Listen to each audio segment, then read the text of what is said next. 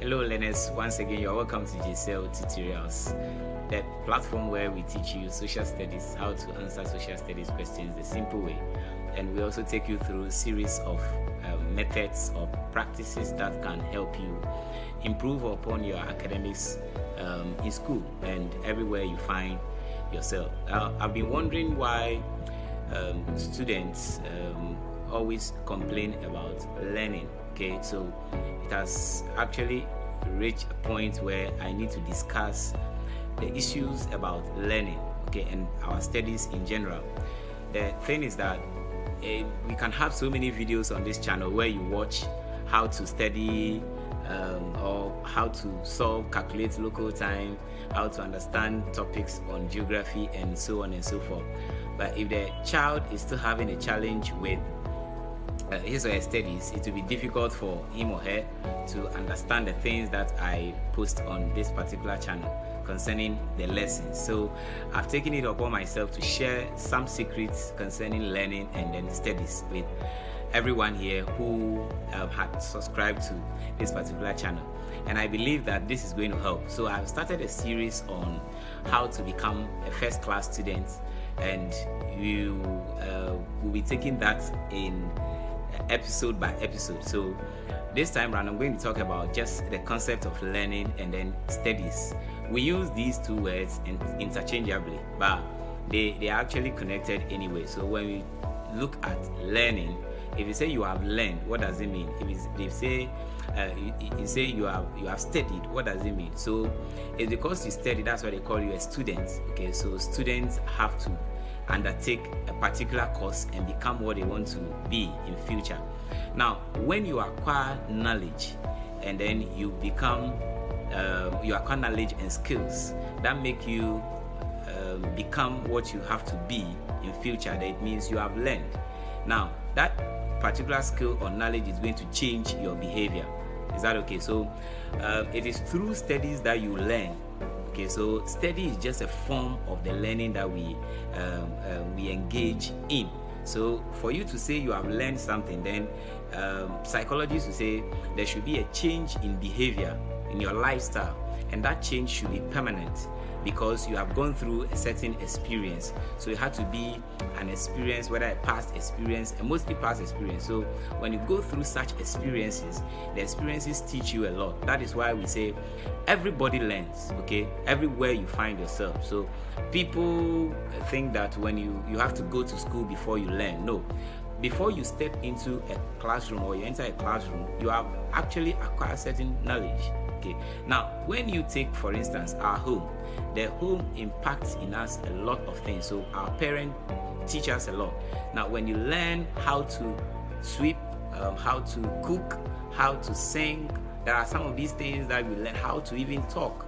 Okay, how to even talk. Yes, we know some of them occur naturally. So people actually have their own understanding about learning, but there are certain reflex actions that occur, and these ones come as we grow.